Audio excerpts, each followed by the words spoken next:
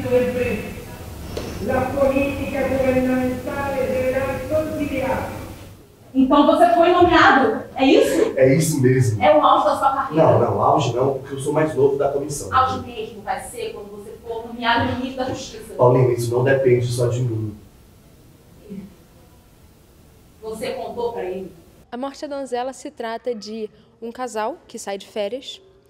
A Paulina, ela é uma mulher que foi torturada durante a ditadura. E o marido dela, ele é um advogado da Comissão da Verdade. Ele, no trâmite, nas negociações sobre o início do processo da Comissão da Verdade, ele voltando para a casa de praia, o pneu dele fura e ele tem a ajuda de um homem na rua que passou de carro e ofereceu ajuda para ele. Ele, então, chama o homem para entrar na casa. Ele até nega, a princípio, mas a Paulina ouve e reconhece a voz como a voz do torturador dele. E aí assim se desenrola a história. É você? Desculpa, eu pensei que você ainda estivesse acordado comemorando. Entra, pode ficar à vontade. É que a gente ainda não se acostumou. Como assim não se acostumou? A democracia.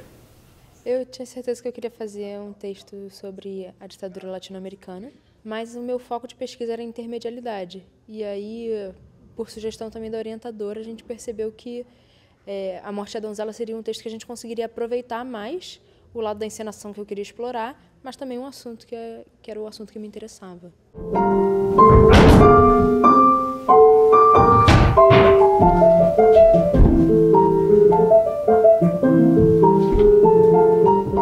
O texto, a gente pegou o texto na íntegra, com a tradução de Sérgio Molina. A gente fez alguns cortes que foram surgindo um pouco junto com os ensaios. Mas era mais para que todos os cortes e quase todas as decisões, elas foram sempre com o objetivo de que a gente pudesse aproveitar ao máximo a exploração que a gente queria fazer dentro da Unirio. A história do Ariel Dorfman, ela é sobre perdão e tortura. Existe um outro viés que a gente tentou trazer com a encenação, que é o que acontece enquanto. Então, o que acontece enquanto os torturadores estão sendo julgados? O que acontece com a vítima enquanto o país está se redemocratizando? A gente queria trazer um pouco esse paralelo, e aí foi a partir disso que a gente trouxe a intermedialidade. A gente tentou trazer esse outro olhar dentro da encenação para também tentar provocar esse tipo de pensamento. Bom dia, doutor Miranda. Doutor Miranda? O senhor não é parente dos Miranda de São Fernando? Eu tinha uma colega na faculdade com o sobrenome Miranda, Ana Maria Miranda, Anitta. Não sei o que foi feito dela. Deve ter se formado em medicina, assim como o senhor. Então, minha personagem, ela é a Paulina Salas e é uma mulher que passou pelos horrores da ditadura militar chilena, né? E 15 anos após isso, ela está convivendo com o marido. Eu espero que não se importe, que por enquanto isso seja um monólogo. Logo chegará a sua vez de falar, doutor. Acontece que eu não queria tirar essa mordaça antes do Gerardo acordar.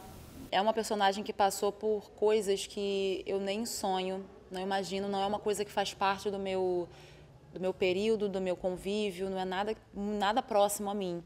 Então, né, foi preciso uma construção corporal, uma construção vocal, assim, muito intensas, e foi um processo difícil, porque não só é um corpo de uma pessoa mais velha, mas é o corpo de uma pessoa também machucada, com muitas cicatrizes, tanto físicas quanto psicológicas. Então, trazer isso em pouco tempo, em menos assim, de um semestre, foi o maior desafio mesmo. Bom dia! Desculpa, mas o café da manhã não tá pronto.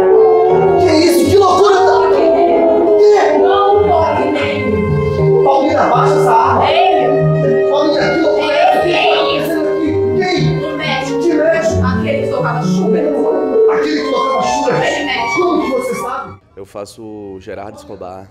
Ele é casado com a Paulina Salas. Ele é um dos advogados selecionados para fazer parte da Comissão da Verdade, que é a comissão que vai recolher depoimentos, recolher antecedentes, de investigar tudo o que aconteceu durante aquele período. Vamos ser razoáveis. Você pode ser razoável, Gerardo. Eles nunca fizeram nada com você. Fizeram, é claro que fizeram!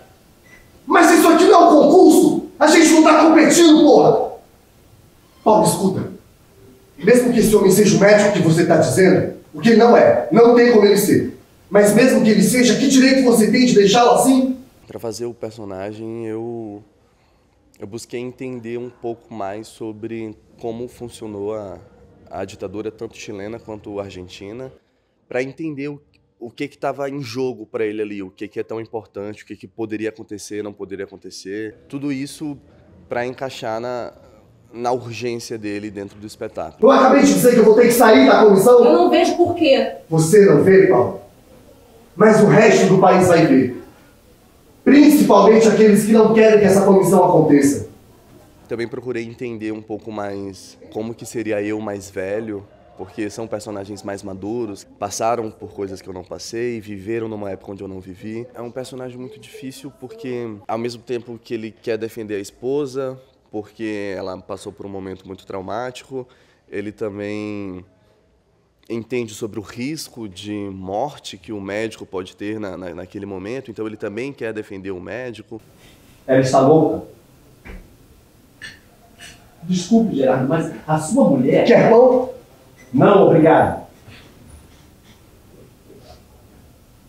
Ela devia procurar um tratamento psiquiátrico. Falando em termos bem toscos, doutor, o senhor é a terapia dela. Ela vai me matar! Se o senhor não confessar, vai mesmo. Confessar? O que eu vou confessar? Eu interpreto Roberto Miranda, é um homem de 50 anos, um médico que chega numa casa onde ele não conhece as pessoas e é um personagem misterioso, assim, que as pessoas, quando assistirem a peça, vão ficar na dúvida sobre o caráter dele. O meu processo foi mesmo em relação ao texto que a gente tinha, que é do Ariel Dorfman, né? O autor, que é um autor chileno, e as próprias provocações que a Giovanna Sassi trazia nos nossos encontros para ensaios, assim. Então, assim, o meu processo foi muito em cima do texto, das referências que o texto trazia, das informações que o texto trazia em relação ao personagem, em relação ao que ele dizia e sobre o que os outros personagens falavam sobre ele. O que você está falando? Vocês dividem os papéis no interrogatório. Ela é a lá e você é o bom. Portanto, é você quem vai me matar. É o que qualquer homem de bem faria se soubesse que a mulher dele foi estuprada. É o que eu faria se soubesse que a minha mulher foi estuprada. Eu acho que a coisa mais complicada na construção desse personagem, para mim, foi exatamente essa ambiguidade dele, assim, de não deixar transparecer que ele é o cara que fez aquilo, porque, na verdade, até eu tenho dúvida até hoje se foi ele mesmo. Na verdade, ela tem certeza de que ele é uma pessoa, que ele foi a pessoa que torturou ela, mas ele nega isso o tempo inteiro e nega até o final. E aí eu acho que isso é uma coisa que é um mérito também da Giovanna Sassi, a diretora do espetáculo, porque ela conseguiu, de alguma forma, fazer com que, de verdade, as pessoas saem do teatro, do espetáculo, com essa dúvida. O texto ele deixa a dúvida de se o Roberto Miranda, o médico, é realmente o médico que acompanha as sessões. E a gente queria manter essa dúvida. Porque a gente acredita que a dúvida trazia outras questões muito interessantes também. Que a Paulina ela fala no final, que é por que nós temos que nos sacrificar? Ou seja, por que as pessoas que são inocentes precisam se sacrificar? Porque realmente existiu muita negociação durante essa época para que as pessoas não fossem julgadas, de fato, pelos horrores que fizeram. Como é bom estarmos assim, como dois velhos tomando sol no banco de estrada. Tá com fome? Vai ter que esperar o Gerardo voltar. A gente quis manter essa dúvida quase como um eco do que de fato acontece. Porque a gente tem aí realmente pessoas que comprovadamente fizeram horrores durante a ditadura e que estão com posições de poder, que estão vivendo a vida como se nada tivesse acontecido. E a dúvida, eu acho que faz com que a gente humanize um pouco mais as dores da Paulina. Meu bem, mesmo que esse homem tenha feito o pior dos crimes do universo, que direito você tem de deixá-lo assim, sem defesa? Mas eu não vou negar a ele o direito, Gerardo. Você vai ter todo o tempo do mundo para orientar o seu cliente a sós. Eu fazendo parte, por exemplo, da equipe de iluminação com o Vinícius e com a Yasmin, a minha encenação já era pensada junto com eles. Então, a equipe de iluminação teve total influência no trabalho da encenação. Assim como a da cenografia, que estava desde o início do projeto, junto com o figurino. Então, a gente foi sobrepondo, fazendo essas justaposições de equipes para que a gente pudesse construir esse espetáculo. Claro que tem primeiro o estudo do texto, né? A gente sentou para ler o texto todo mundo junto.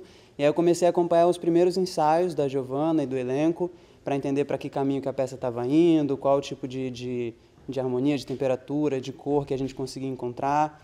E aí a gente vai chegando em alguns conceitos. Uma coisa legal da gente conseguir acompanhar desde o início o processo de criação do espetáculo. Que a iluminação normalmente chega por último para iluminar o que já está feito, mas a gente conseguiu trazer alguns conceitos de luz junto com a criação de cena. Então isso deu uma vantagem para a gente também. A gente optou por trazer uma coloração mais quente, né? Então, para remeter também a essa casa de praia, essa climatização que eles trazem no ambiente, mas também não deixar de fora a dramaticidade. Então as luzes, elas não são 100% diretas o tempo todo, tem muita luz que é só contra-luz, que é só lateral, que traz um sombreamento maior também para os atores e atrizes. E aí a gente fica nesse lugar do que é escondido, o que é revelado, né? Essa dubiedade que vem dentro dos atores também. E no decorrer da peça essa coisa vai ficando cada vez mais dramática e mais quente, mais calorosa. Quantas vezes, seu desgraçado? Quantas vezes você fudeu minha mulher? Gerardo, não honra nada! Agora é olho no olho, dente por dente. Não é essa a nossa filosofia? Mas por que eu vou sujar minha mão com o vermezinho filho da puta que nem você? Se aqui do lado tem uma pessoa com muito mais ódio. Houve muito estudo por trás. Na verdade, eu tentei colher o máximo de referências possíveis, assim, trazendo muitas referências minhas, das minhas experiências, dos experimentos que eu já fiz aqui na Unirio e fora, e também pesquisando um pouco sobre o contexto que a narrativa está inserida, né? Então, houve uma pesquisa sobre a América Latina, ditadura no Brasil, espaços da ditadura, memórias minhas de casa de praia também, as minhas referências artísticas, instalativas, esculturas, e a partir daí a gente foi junto formando esse corpinho que acabou sendo construído aqui no Palcão. Agora que você sabe que ele é realmente culpado, eu pensei que eu teria que te convencer a não matar o doutor. Eu não sou igual a eles. Vai buscar o carro. E deixar vocês dois aqui sozinhos? Não acha que eu tô bem crescidinha para cuidar de mim? A escolha de trazer um espaço revestido por tecido tem um pouco da minha memória afetiva da minha infância, de como que as casas de praias, por serem lugares que são vivenciados esporadicamente, tem a tentativa de cobrir os móveis, cobrir os lugares para preservar. Mas também como é que é a cabeça dela e essas memórias e como é que as coisas se unem num mesmo espaço. No momento que eu baixar essa arma, a conversa acaba, porque você vai usar a força física para impor o seu ponto. O que você está fazendo é muito grave. Se houvesse um sofá dentro dessa casa de tortura, como é que ele estaria hoje em dia, né? Provavelmente sujo, empoeirado. Eu tentei não trazer um sangue escrachado, uma tortura violenta, mas de alguma maneira essa mancha de tempo pudesse estar registrado com alguns tons minimamente avermelhados. O figurino a gente queria fazer, como está todo o cenário e a peça, uma pegada um pouco mais realista, mas que também pudesse ter alguma brincadeira ou alguma coisa que cortasse todo esse realismo. Paulina, guarda essa arma! Enquanto você estiver com essa arma apontada para mim, não tem como a gente conversar. E no figurino a gente decidiu trabalhar com cores e também trabalhar bastante com bordados, tentar contar uma história.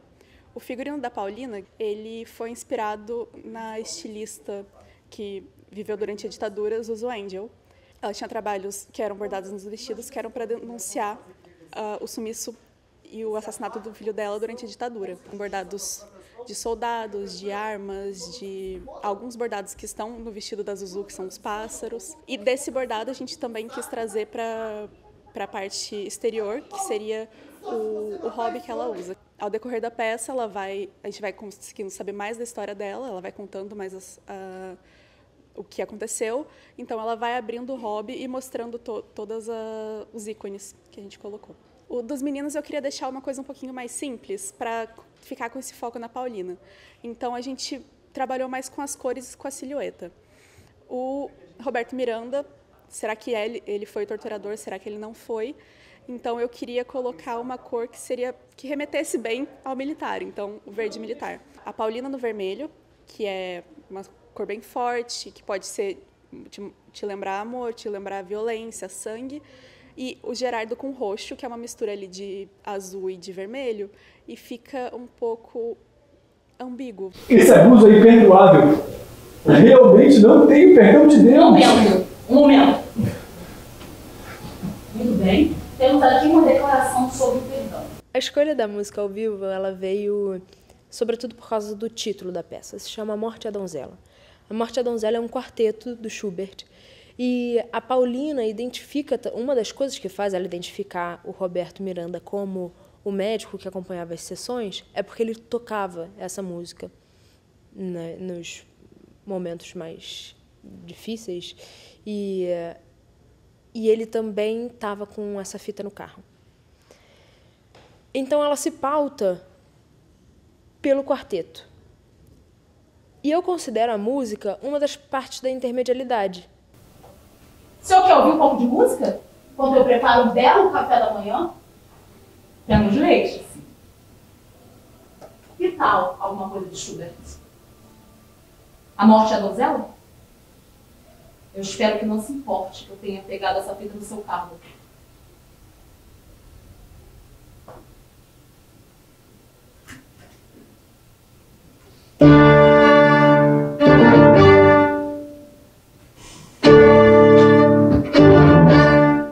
Tive a opção de fazer uma encenação um pouco mais realista, e eu acho que a presença física dos músicos e até mesmo o fato deles não serem atores em cena, eles fazerem parte do cenário, da encenação e disso tudo, eu acho que isso também cria um certo distanciamento, uma não familiaridade que gera um estranhamento que eu acho que é necessário para essa peça. Que isso, doutor? Me dizia, vai recusar carne de graça?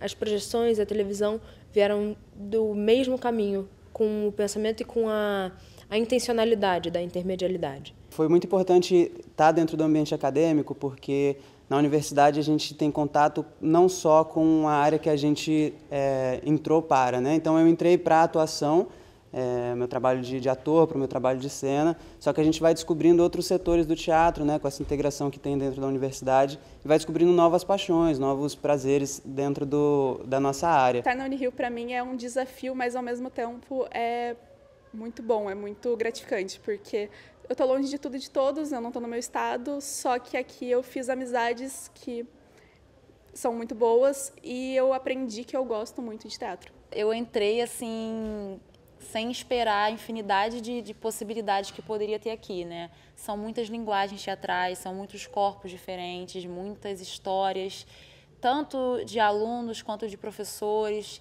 Então, eu vejo ainda diversas linguagens que eu quero aprender, que eu quero pelo menos conhecer, assistir. O ensino superior, principalmente aqui dentro da Unirio de teatro, é a oportunidade de pesquisa e de entender outros caminhos que não só o que a gente está acostumado e é bombardeado de se fazer, porque cada professor tem a sua pesquisa, então em que linguagem eu quiser me adentrar, em que pensador eu quiser ir atrás, eu vou ter um professor que vai estar mais aprofundado nele. Então eu acho que a Unirio me abriu outras possibilidades de se fazer teatro. Não tem como negar a importância da Unirio na minha vida, assim, em muitos aspectos, assim, nos aspectos artísticos, nos aspectos humanos, na troca com os colegas, com os professores, nos grupos de pesquisa que a Unirio oferece, no aprendizado, no retorno mesmo artístico, porque a partir da Unirio você conhece muita gente, você faz muitos contatos, você acaba trabalhando também por causa dos colegas que você faz aqui, por causa dos contatos que você faz com os professores, com as disciplinas. A universidade é legal porque ela traz essa coisa do encontro, né, com outros saberes. Eu não era muito de teatro, nunca fui, só que eu cheguei aqui e acontece, é uma escola de teatro, você é inserido nesse ambiente e é incrível, eu adoro. Então, é muita coisa que a Unirio me trouxe, muita maturidade também, tanto quanto pessoa, quanto como artista também. Eu acho muito importante que as pessoas tenham consciência da importância da universidade pública e a Unirio é isso, é uma segunda casa para mim. Acho que a Unirio é um lugar de muita fome, assim, fome de fazer acontecer, mesmo sem nada ou com pouquíssimo, e de gente sangue boa, beça, sabe? A Unirio é um espaço realmente de amadurecimento crescente e explosivo. Assim, a Unirio é gente, né? A Unirio é muita gente, é muito encontro, é muita informação, é um fluxo, assim, sabe? A Unirio representa a minha decisão de fazer teatro. Porque eu entrei aqui um pouco descrente, mas a Unirio foi me conquistando, o teatro, de maneira geral, foi me conquistando. E aí eu me vi cada vez mais entendendo como que eu poderia me aproveitar desse espaço.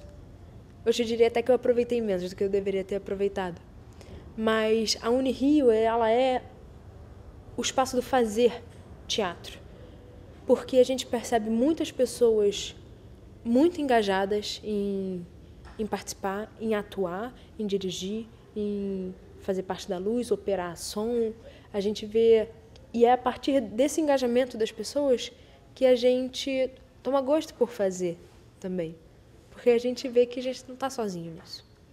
E acho que foi na Unirio que eu fui entendendo isso.